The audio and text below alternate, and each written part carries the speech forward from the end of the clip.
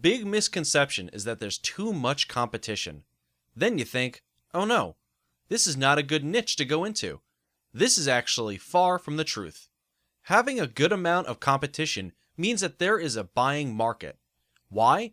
Because typically, what this means is that competition has paved the way for you. They have educated the market and they've placed products out there. If the market doesn't really know what the products are all about, your competition actually has to educate the market before people will buy them.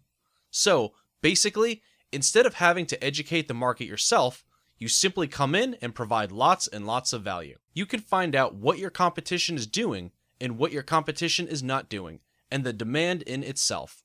So let me go ahead and show you how to find competing blogs and spy on them. You see, at this stage, you have to do the necessary competitive intelligence test, so technically, you can go to Google and do a search for blogs in your niche. But a tool that I would like to use today is called buzzsumo.com. And the reason why I like this platform is because this site literally analyzes the content that performs the best within the niche. So, this really is going to help shortcut things for you. So if you go here and type in, for example, lower cholesterol, let's see what we get as a result.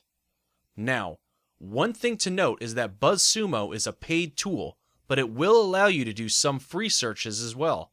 So, if you want to pay for it later, that's fine. You can do that when you get really serious about your blog. But for now, at the starting point, you don't really need to pay for it.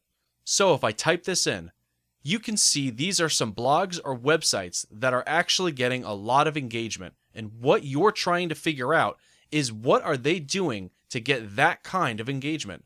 So, they have Facebook engagement linked in shares. They have Twitter shares, Pinterest shares, so obviously these sites definitely have social media. So what I want you to do is jot down what you see, what they are doing. That could be helpful. So, let's just take a quick look at these sites and see what they're all about.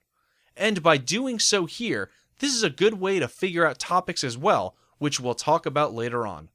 But for now, let's take a look at the sites.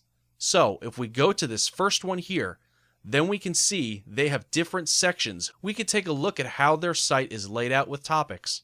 It looks like they have very general categories, not necessarily related to health, but they do have one section related to health. But this looks like it's just an article. You can see the length of the article, and it is actually quite long. Decent-sized articles should be more than 700 words. This one looks more like 1,000 words, but nowadays your articles and your blog posts can actually get to the length of a book per blog post. And of course, if you have videos, that's good too, as you can get people to actually stay at your blog longer. So, we can see that these sites don't really focus just on cholesterol, but they focus on the overall arching view of health. Now, what this allows you to do is you can create a profitable authority blog based upon a very specific niche.